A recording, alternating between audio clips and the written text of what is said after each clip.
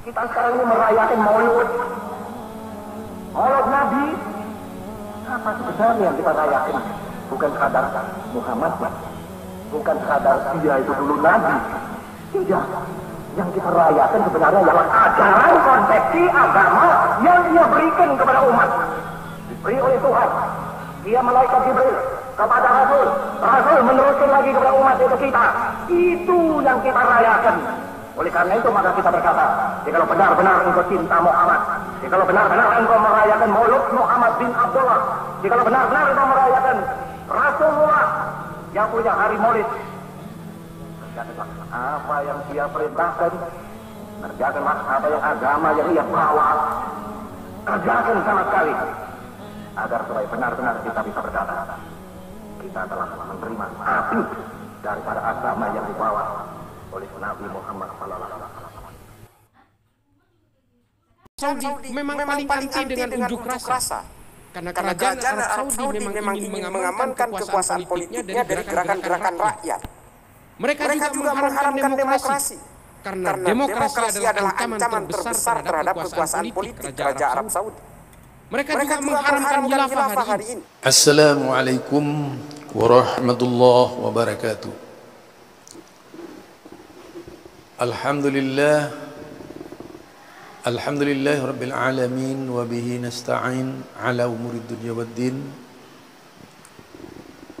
Wailu yawma idzil lil mukadzibin alladzina yukadzibuna biyaumiddin wa ma yukadzibu bihi illa kullu mu'tadin asim.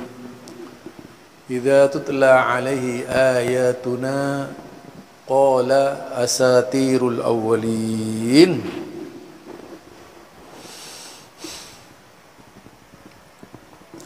Fa inna ahsanal kalami kalamullah wa khairal huda huda Muhammad sallallahu alaihi wasallam wa syarrul umuri muhdatsatuha fa inna kulla muhdatsatin bid'ah wa kulla bid'atin dhalalah wa kulla dhalalatin finnar. Bersama saya Zulkarnain El-Maduri. Kali ini hot issue berbicara kaitannya dengan Wahabi yang selalu digambarkan negatif oleh rival-rivalnya. Di antara corong-corong anti Wahabi yang paling vokal kalau sekarang ini, jika kita amati di internet, khususnya di Indonesia, yaitu Islah Bahrawi, menggunakan kekuatan sebagai seorang alumni, ya alumni segalanya. Kalau berbicara Wahabi, sudah pasti negatif. Artinya seluruh apa yang dikerjakan Wahabi sejak dulu sampai hari ini di mata Bahrawi tidak lebih hanya sekedar politis. Adalah sebuah pola pemikiran jongkok dan mundur menurut saya. Karena apa? Pemikiran seperti itu lebih mengesankan pesanan. Kalau di wilayah Libanon itu ada namanya Ahbasi, kelompok yang paling anti Wahabi itu, bahkan menjadi Ahbasi Foundation karena memberikan dana kepada setiap orang yang anti Wahabi. Mungkin di Indonesia ini banyak anak buahnya Ahbasi ini yang dibayar oleh Ahbasi menjalankan program anti Wahabi di Indonesia. Ya perlu hati-hati juga kita dengan mereka. Ketika mereka anti Wahabi, dia bawa misi sebenarnya. Misi yang tidak terlepas dari pesanan-pesanan orang yang anti Wahabi, yang juga sifatnya mendunia gitu. Jadi Ahbasi ini tempatnya di Libanon. Di seluruh dunia Islam ada orang-orang yang dikirim oleh mereka, bukan tanpa biaya, mereka juga dibiayai untuk memerangi Wahabi. Di antaranya bermacam-macam, dari kelompok Sufi sampai Syiah ada itu dalam Ahbasi.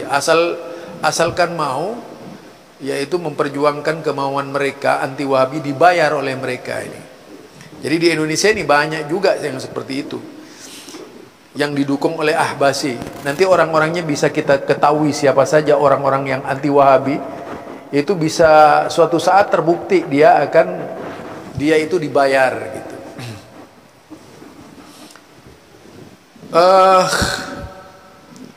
Berkaitan dengan Islah Barawi ya misalnya ya, yang selalu berbicara anti Wahabi, paling depan menyuarakan sumbang terhadap Wahabi, paling menjadi garda terdepan di dalam menebarkan dan menghidupkan kebencian di kalangan umat terhadap Wahabi, bahkan melibatkan berbagai unsur-unsur masyarakat yang ada, mulai dari awam sampai kalangan kiai, itu menjadi target dari gerakan anti Wahabi ini yang dilakukan oleh Islah Barawi. Namun perlu kita berpikir sehat sekarang ini ya, yaitu berpikir waras. Kita ingin berpikir waras. Apakah Wahabi itu sebagaimana yang digambarkan oleh Islah Barawi? Ada seorang ulama awal di Indonesia ini yang memiliki kecerdasan, kemampuan melahirkan tafsir Al-Azhar. Ya, kemampuannya luar biasa dalam dunia fikih, dalam dunia hadis, tulisan sastranya, pernah menulis sebuah kisah novel, yaitu tenggelamnya kapal Van der Wijk. Juga pernah menulis sebuah novel di bawah naungan Ka'bah ya. Nah itu di antara karangan beliau, di antara karangan beliau yang banyak di toko-toko, dan yang monumental itu adalah yaitu tafsir Al-Azhar. Kita tahu sih siapa beliau. Beliau Profesor Dr. Hamka Haji Abdul Malik Karim Amrullah, seorang tokoh yang luar biasa, seorang tokoh yang konsisten menyuarakan kebenaran, seorang tokoh yang tak pernah mundur di dalam menyampaikan pesan dan pesan-pesan wahyu, seorang tokoh yang terkenal di dalam sejarah pembangunan Indonesia, walaupun pernah dipenjarakan di zamannya Bung Karno, namun tidak pernah balas dendam, karena memang jiwanya adalah jiwa seorang yang berilmu. Ya jaranglah orang berilmu seperti itu ya, yang tidak memiliki dendam. Apalagi kalau anak-anak muda ya sekelas Islah Barawi, dendamnya luar biasa. Kalau saya lihat tuh, dulu ya pernah tengkar dengan Mustafa Nahrawandaya itu. Dalam sebuah buku yang cukup terkenal yang ditulis oleh Buya Hamka ini, nama bukunya dari Perbendaharaan Lama. Dari Perbendaharaan Lama ini menyingkap sejarah Islam Nusantara, membeberkan sejarah Islam Nusantara. Di antaranya yaitu pemikiran Wahabi di Indonesia, sejarah Wahabi yang sampai ke Indonesia. Itu juga ditulis oleh Buya Hamka. Demikian juga kalau melihat di bawah bendera revolusi yang ditulis oleh Bung Karno, bagaimana Bung Karno menggambarkan Wahabi itu sebagai sebuah kemenangan besar yang dihasilkan oleh bangsa Arab. Sebagai seorang pahlawan, Bung Karno memposisikan Syekh Muhammad bin Abdul Wahab sebagai pahlawan, memposisikan Syekh Muhammad bin Abdul Wahab sebagai panglima keberhasilan Islam ketika itu, dan melukiskan Islam di zaman Syekh Muhammad bin Abdul Wahab sedemikian terangnya di mata Bung Karno. Itu bisa dibaca di dalam buku di bawah naungan bendera revolusi. Kemudian juga dari perbendaharaan lama ini dinyatakan oleh Buya Hamka, yaitu gerakan Wahabi di Indonesia. Jadi gerakan Wahabi di Indonesia. Tentunya beliau memberikan nama gerakan Wahabi sesuai nama yang disisipkan oleh musuh-musuhnya terhadap Syekh Muhammad bin Abdul Wahab. Karena kata istilah Wahabi ini tidak lahir dari Syekh Muhammad bin Abdul Wahab, tidak lahir dari orang-orang yang pertama ketika itu, tapi lahirnya Wahabi ini dari orang-orang yang benci Syekh Muhammad bin Abdul Wahab. Ya, lucu memang, Buya Hamka menulis, ketika terjadi pemilihan umum, kata Buya Hamka, ya, orang telah menyebut kembali yang baru lalu untuk alat kampanye, nama Wahabi. Ada yang mengatakan bahwasanya Masumi itu adalah Wahabi. Sebab itu jangan pilih orang Masumi. Itu di zaman Masumi, kata Wahabi ini sudah digunakan oleh kelompok-kelompok partai. Pada waktu itu ada partai NU, ada partai komunis dan sebagainya, ya banyak ya.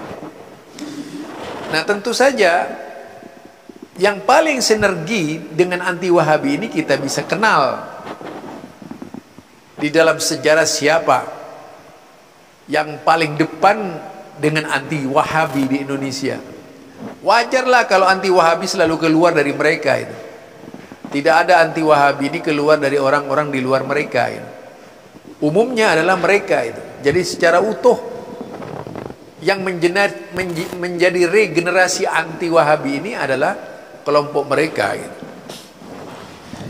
Pada waktu itu Masumi juga berhadapan dengan partai NU, itu ya, partai NU dan sebagainya. Kemudian kita lihat juga yang paling getol menyuarakan anti Wahabi ketika itu, yaitu pihak komunis. Pernah turut pula menyebut Wahabi dan mengatakan Wahabi itu dahulu telah datang ke Sumatera, dan orang Sumatera yang memperjuangkan Islam di tanah Jawa ini adalah dari keturunan Wahabi. Nah, itu. Jadi komunis juga terlibat menyinggol Wahabi dengan kalimat-kalimat yang ingin merendahkan Wahabi, terutama diarahkan muncungnya kepada orang Sumatera Barat, karena mereka lah menurut orang-orang komunis yang membawa Wahabi ke Indonesia. Karena Wahabi adalah permulaan kebangkitan bangsa Arab sesudah jatuh pamornya karena serangan bangsa Mongol dan Tartar ke Baghdad. Jadi Arab itu pernah jatuh, ya, pernah jatuh ke tangan bangsa Mongol dan Tartar, yaitu Baghdad. Wahabi pun ditakuti oleh bangsa-bangsa penjajah, karena apabila ia masuk ke suatu negeri, ia akan mengembangkan mata penduduknya, menentang penjajahan. Jadi kalau kita lihat siapa yang menentang Belanda, siapa yang menentang Jepang dan sebagainya, itu rata-rata dari kalangan Wahabi menurut Buya Hamka. Jadi sejarah ini dibangun oleh orang-orang Wahabi, orang yang disinyalir Wahabi. Mungkin diantaranya salah satu yang menjadi kunci Pancasila, orang yang disinyalir Wahabi itu adalah, yaitu Ki Bagus Hadikusumo. Itu disinyalir Wahabi. Kemudian orang sebelumnya sekelas Mas Mansur itu disinyalir Wahabi juga gitu. Jadi kita lihat seperti itu ya.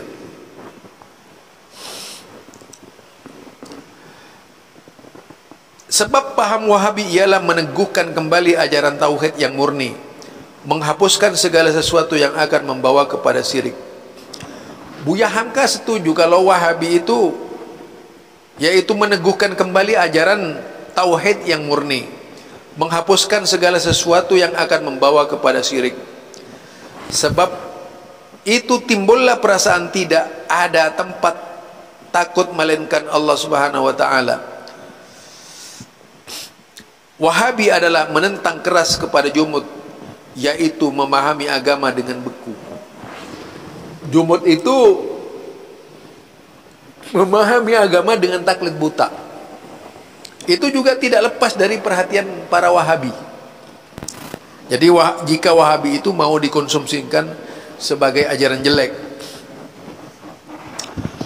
orang harus kembali kepada Quran dan Al-Hadis. Ajaran ini telah timbul bersamaan dengan timbulnya kebangkitan revolusi Prancis di Eropa. Pada masa itu juga infiltrasi dari gerakan ini telah masuk ke tanah Jawa pada tahun 1788 Masehi, di zaman pemerintahan Paku Buwono IV yang lebih terkenal dengan gelaran Sunan Bagus. Jadi itu jika kita lihat perjuangan Wahabi ini menurut Buya Hamka, dilihat dalam bukunya dengan percaya diri, Wahabi itulah yang melahirkan pahlawan di Indonesia. Wahabi itu pula yang lebih merintis kemerdekaan. Jadi kalau kita lihat dari Buya Hamka seperti itu, sebagaimana juga disampaikan oleh Bung Karno tentang jasa Wahabi ini. Ini sudah beda. Sekarang ada orang yang jauh berada di belakang Bung Karno, ada orang yang jauh hidup di zaman Buya Hamka, pengetahuan Islamnya centang berenang, lalu berteriak-teriak anti Wahabi dan merasa jago bertengger di atas bumi Allah ini menyebarkan anti Wahabi. Ya, siapa tahu siapa lagi kalau bukan Islah Barawi itu. Padahal ulama-ulama dahulu kala justru terdorong untuk mengetahui sifat terjangnya Wahabi itu, di samping mempelajari dengan seksama. Tetapi kalau ada sekarang orang yang memperjuangkan jati dirinya melalui kebenciannya terhadap Wahabi, yaitu dia Islah Bahrawi gitu, terang-terangan menebarkan permusuhan itu. Kalau yang seperti ini karena dilakukan oleh seseorang yang berada di bawah naungan kekuasaan, tidak merasa mencabik-cabik yaitu merusak kertas persatuan tadi itu. Padahal dengan terang-terangan dia mengatakan itu di dalam penjara semuanya teroris. Sampai sekarang saya itu orang paling tidak percaya kalau Salafi yang dimaksud dan saya pelajari bertahun-tahun itu adalah teroris. Mungkin itu sudah salah sangka itu. Kalau memang dia orang dai yang terkenal, mana jemaahnya? Jemaahnya saja tidak terkenal. Kalau jemaah mereka ini terkenal, kalau kita lihat sejak tahun 70-an sampai sekarang ini, atau 40 tahun yang lalu itu. Jika kita perhatikan, misalnya dari Ja'far Umar Talib, dari As-Sewit, dari Abdul Hakim Amir Abdad, dari Yazid Jawas, dari Ahmad Faiz Aminullah, Yusuf Baesa, kemudian dari Aunur Rafiq, ternyata itu paling anti dengan yaitu teroris gitu. Itulah sebabnya jemaahnya makin banyak. Dan memang kalau dari sisi ilmu pengetahuan dan kajian belum bisa ditandingi orang-orang Wahabi ini, karena caranya ilmiah. Berbeda dengan Islah Barawi, tidak ilmiah sama sekali. Bukan akademisi itu. Norak menurut saya kalau dikatakan akademisi. Karena yang ditunjukkan itu hanya kebencian belaka. Saya yakin Islah Barawi itu tidak membaca kitabnya Wahabi. Dia hanya konsentrasi membaca kitab Syekh Muhammad bin Abdul Wahab dengan pemahaman yang salah gitu, yang disebut dengan At-Tauhid. Atau juga kita bisa melihat dari Islah Barawi ini tidak membaca karya-karya lain, misalnya tentang As-Sohwatul Islamiyah, tentang berbagai apa yang terdapat di dalam dunia salafi itu tidak pernah dibaca, termasuk kitab-kitab hadis. Pernahkah Islah Barawi kemudian berbicara hadis? Enggak berani. Cuman yaitu dia tidak akan berani berbicara berkaitan dengan ubudiyah, tidak akan berani berbicara berkaitan dengan yaitu i'tiqadiyah, tidak akan berani. Umum yang dibicarakan Islah Barawi ini sentuhannya dengan yaitu ijtimai jamaiyah, yaitu berkaitan dengan masyarakat. Ya, berkaitan dengan masyarakat. Nah, tidaklah mungkin dia kemudian dengan secara bijak mempelajari seksama ya kitab-kitab yang ditulis oleh ulama-ulama besar Wahabi dari dulu sampai sekarang gitu. Apa dia baca kitabnya Syekh Nasruddin Albani? Apa dia baca kitabnya Syekh Shalih Utsaimin? Apa dia baca kitabnya Syekh Ali Fauzan? Apa dia baca kitab dari Syekh Rabi? Nggak akan mungkin dibaca dia, karena dia hanya sekedar corong. Tidak mungkinlah dia kemudian bisa membaca kitab sebanyak itu. Mempelajari materi-materi pendidikan yang ada di Wahabi itu kenapa tidak dibaca? Dan lagi pula karena memang di Salafi itulah tempatnya orang digodok mengenal Al-Quran dan Sunnah. Tempatnya orang yaitu disuruh menghafal Al-Quran. Bayangkan seluruh pondok pesantren Salafi di Indonesia itu tempat penghafalan Quran. Jadi pesantren seperti ini sudah pasti mendatangkan kecemburuan dan kebencian dari orang-orang yang tidak suka. Itu barangkali ya dari saya, Zulkarnain El-Maduri. Artinya kalau berbicara Islah Barawi dan Buya Hamka ya jauh berbeda. Kalau Buya Hamka jelas sekali itu membela, terdepan di dalam membela Wahabi. Bung Karno terdepan di dalam membela Wahabi.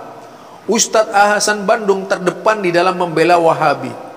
Demikian juga Kiai Haji Isa Ansori terdepan di dalam membela Wahabi. Dan mayoritas yang membenci Wahabi itu kelompoknya Islah Barawi. Itu sudah cukup buat kita ketahui kalau memang kalau yang disampaikan itu dasarnya hanyalah kebencian, bukan ilmiah. Itu saja dari saya, Zulkarnain El-Maduri. Subhanakallahumma wa bihamdika asyhadu an la ilaha illa anta astaghfiruka wa atubu ilaik. Assalamualaikum warahmatullahi wabarakatuh.